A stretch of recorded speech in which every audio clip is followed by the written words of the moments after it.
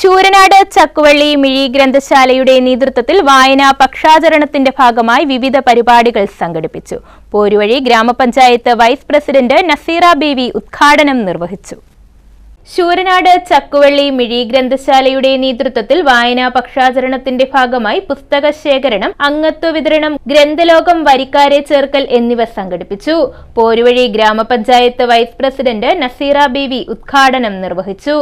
വായനാ പക്ഷാദിനത്തോടനുബന്ധിച്ചുള്ള പ്രോഗ്രാമിൻ്റെ ഭാഗമായിട്ട് നമ്മുടെ പോരുവഴി റാഷിദിൻ്റെ ഹൗസിൽ വെച്ച് നമ്മൾ ഒരു പ്രോഗ്രാം നടത്തുകയാണ്.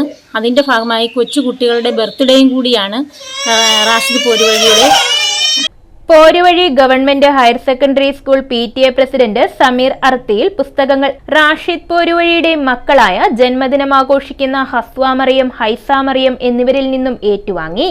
വളരാം നമുക്ക് വായനയിലൂടെ എന്ന പേരിലാണ് പരിപാടികൾ ജൂലൈ 7 വരെ ഗ്രന്ഥശാല സംഘടിപ്പിക്കുന്നത്. ഗ്രന്ഥശാല പ്രസിഡന്റ് M നിസാമുദ്ദീൻ അധ്യക്ഷത വഹിച്ചു. കുന്നത്തൂർ താലൂക്ക് ലൈബ്രറി കൗൺസിൽ അംഗം അക്കരയിൽ ഹുസൈൻ, M സുൽഫിഖാൻ റാവുത്തർ, ഇർഷാദ് കണ്ണൻ, മാത്യു പടിപ്പുരയിൽ, ഷാജഹാൻ അയന്തിയിൽ തുടങ്ങിയവർ പങ്കെടുത്തു. നമ്മൾ സ്വായത്തമാക്കേണ്ട ഒന്നാണ് വായന. വായനയെ സംബന്ധിച്ചിടത്തോളം നമ്മൾ വായിക്കുമ്പോൾ നമ്മുടെ അറിവുകൾ വർദ്ധിക്കുന്നതല്ലാതെ നമ്മൾ നിന്ന് യാതൊന്നും നഷ്ടപ്പെടുന്നില്ല.